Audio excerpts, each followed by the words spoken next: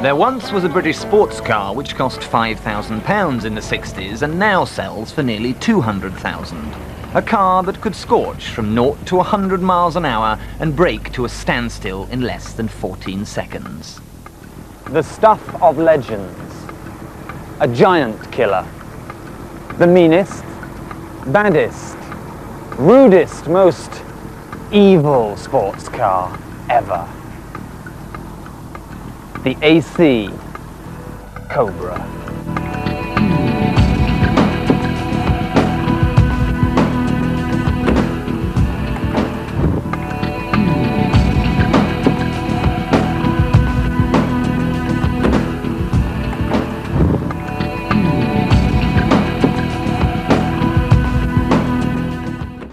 Back in 1953, AC cars launched their stunningly beautiful Ace.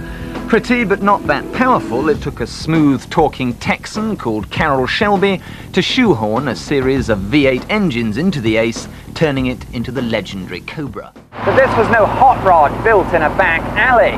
The early 289 Cobras, that's the one with 4.7 litre engine, had cart springs, Stone Age suspension. So to cope with all the power, Ford got their computers at Dearborn to design a new chassis for the 7 litre. And it had anti-dive and anti-squat characteristics and coil springs at the back. An ultimate power it was. Top speed was 165 and 60 came up in a bowel-shattering 3.8 seconds. It was the fastest car the world had ever seen. Instantly it became known as a killer car. There was so much power from the back wheels that you could literally rip ruts in soft tarmac. And rumour has it that when Carroll Shelby took prospective purchasers out for a test drive, he'd stick a $100 bill to the windscreen, bury the throttle, and tell his passenger he could have the bill if he could reach it. The sheer push from the G-forces meant he won every single time.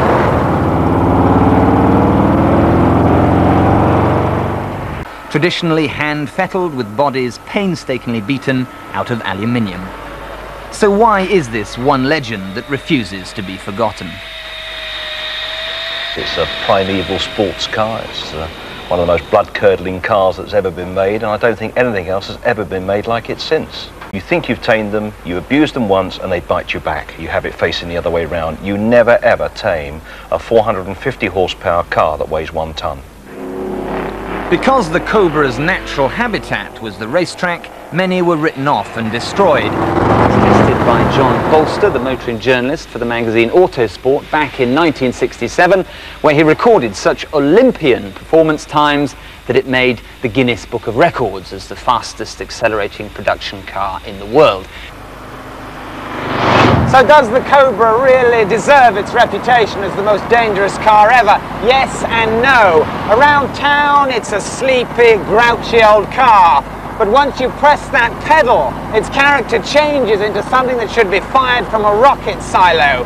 There is this indescribable wall of power, and that's what can get you into trouble. The COBRA will lose traction at any speed, in any gear, and on any surface. And when it does, you better hope there's nothing solid in the way, because you'll be spinning faster than Torben and Dean.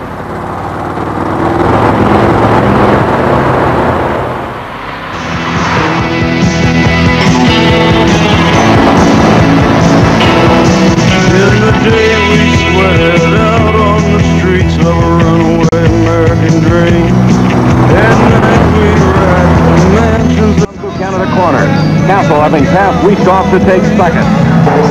McDonald doesn't back off at all, shooting down the challenging carousel. Over's not to be denied. He's after Weeskoff. My name's Carroll Shelby, and performance is my business. I wanted a race car for the street, and I knew that there was a little niche market there. I felt there was, and I proved that, and I built it, and I didn't compromise. The timing was absolutely right for it. It went out and won the world championship, and nobody else in America built anything for 20 years.